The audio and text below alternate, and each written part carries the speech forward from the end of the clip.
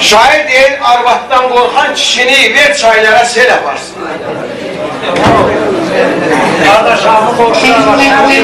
Arvatdan qorxan kişini ver çaylara sel yaparsın. Ahar boy dağın başına şahta vursun yel yaparsın.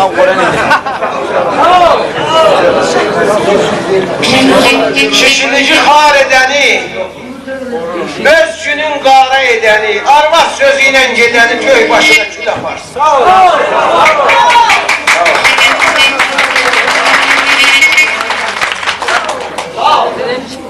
Əlbəttə görsən, hamı deyir ki, baba kim dəvətdən qorxur, yalanla deyir, bax, Quran nə mənə ki, qonaqlar uzaqdan yoxundan gəlib, heç bir səbəbdən qorxmaz.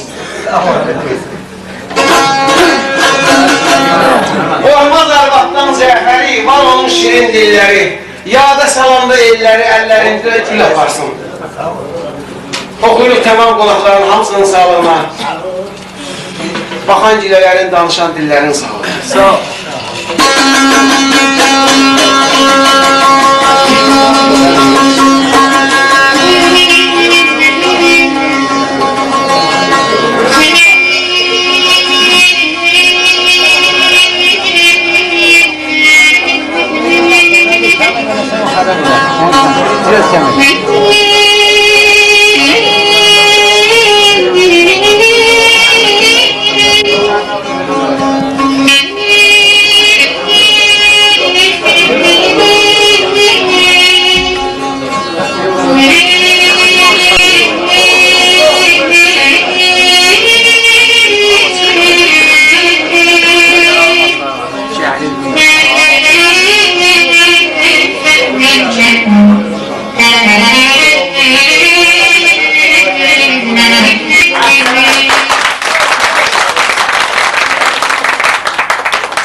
Günahkarlar dəfn olanında torpaq yanar, daş sızırlar.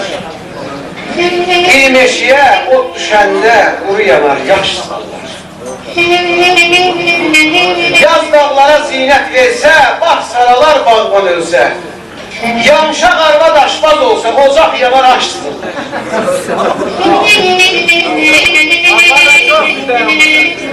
Nəsrullahım, könlüm heçdir. Nəsrullahım, könlüm heçdir. Dünyadan qismətim köşdü. Ömür ki yarını geçdi, diş ağrıyar, baş tutar. Hamımızdan. Sağ ol.